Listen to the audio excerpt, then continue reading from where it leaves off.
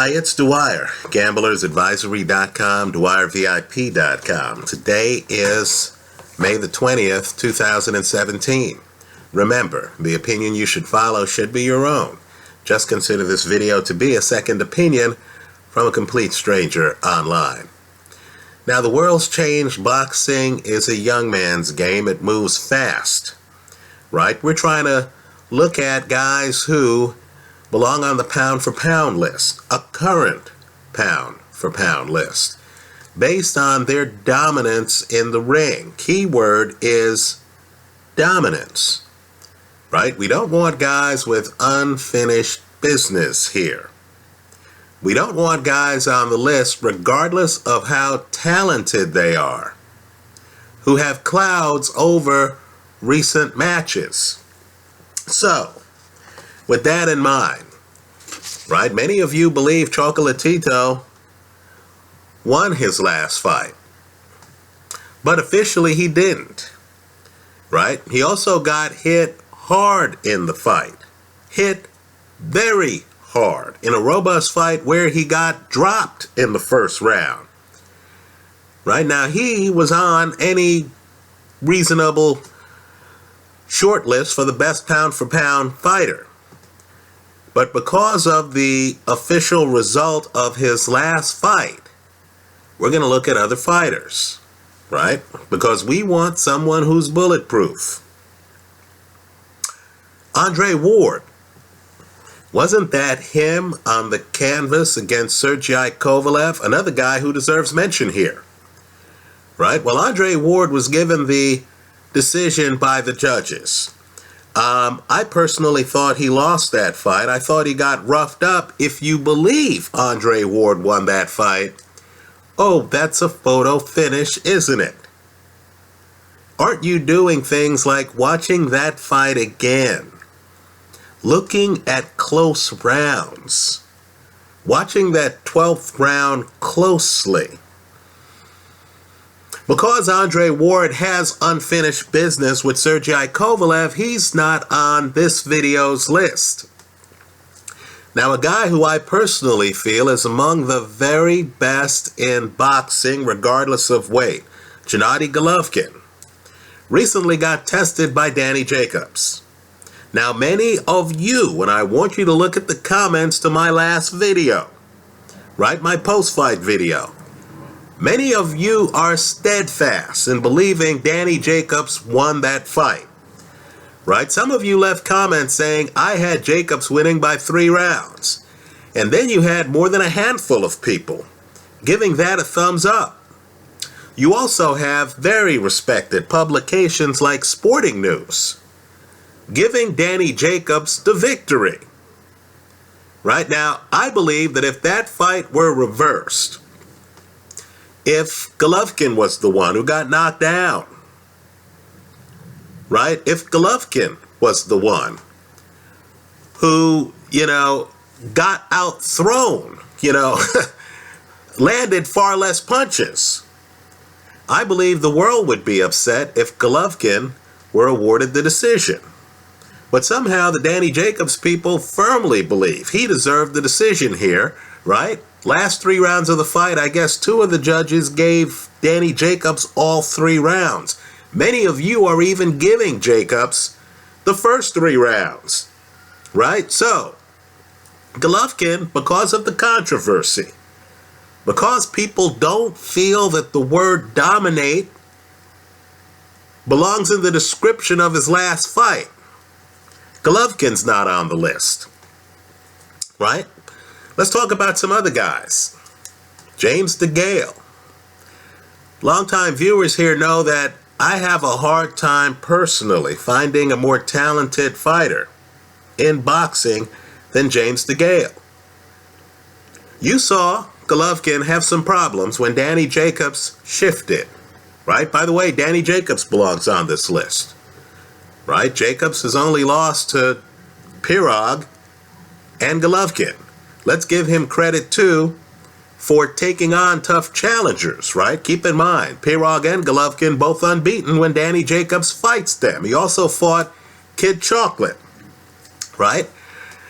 James DeGale was on his way to a victory in my eyes over Badu Jack, got caught, went down, lost some teeth along the way, or, if you believe some people, a dental bridge.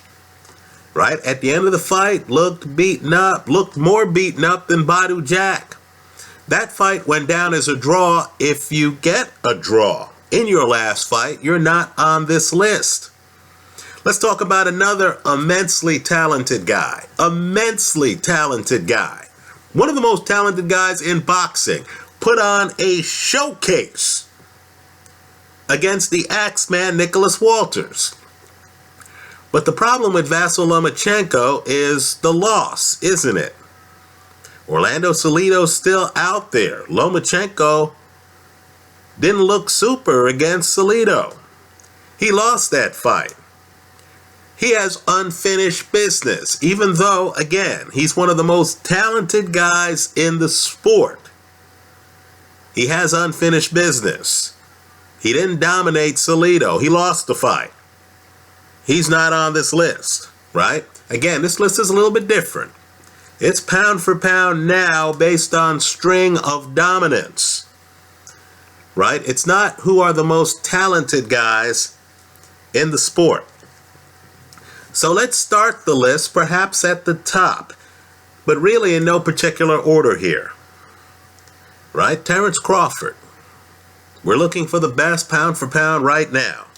Terence Crawford, the 140-pound champ, has KO'd 4 of his last 5 opponents. Folks, he's fighting real guys, right? He's fighting people like Victor Postal, the one guy who went the distance, right? Thomas Delorme, Thierry Jean, Henry Lundy, John Molina, right? You might recall Molina was in there making a fight of it against Adrian Broner.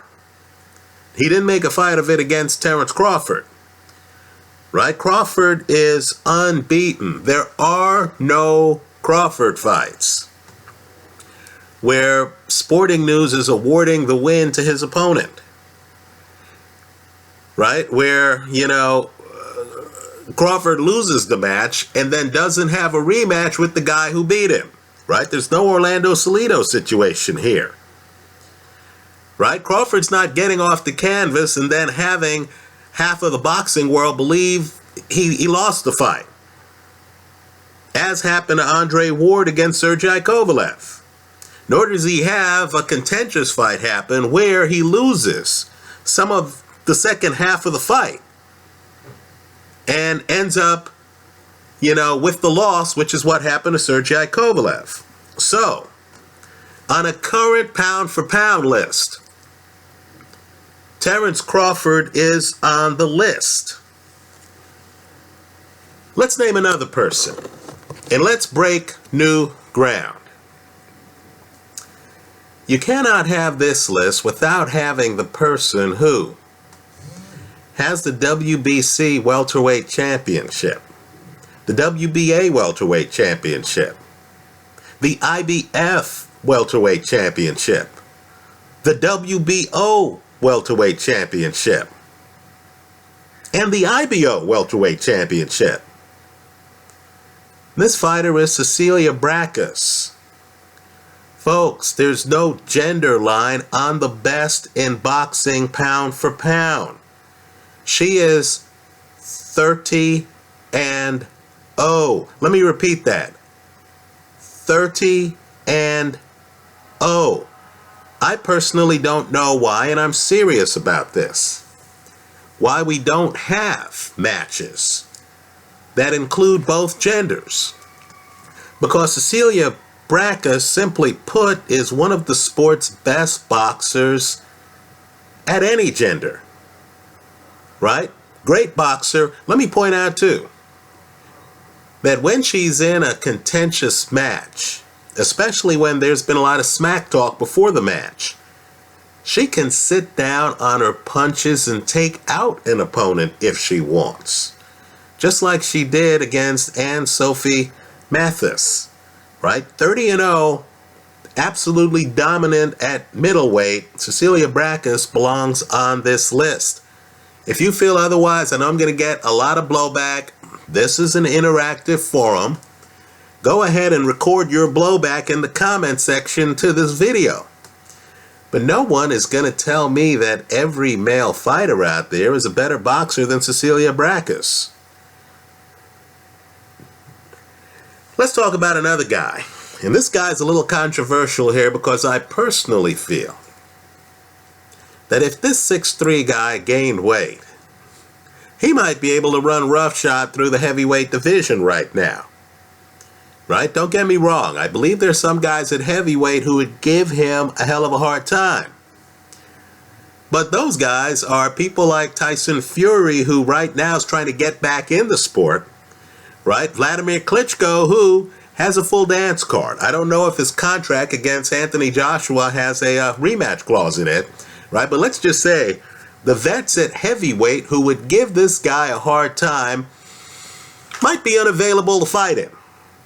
The young champions, the younger lions. Yes, that's you, Deontay Wilder. Yes, that's you, Joseph Parker. Right?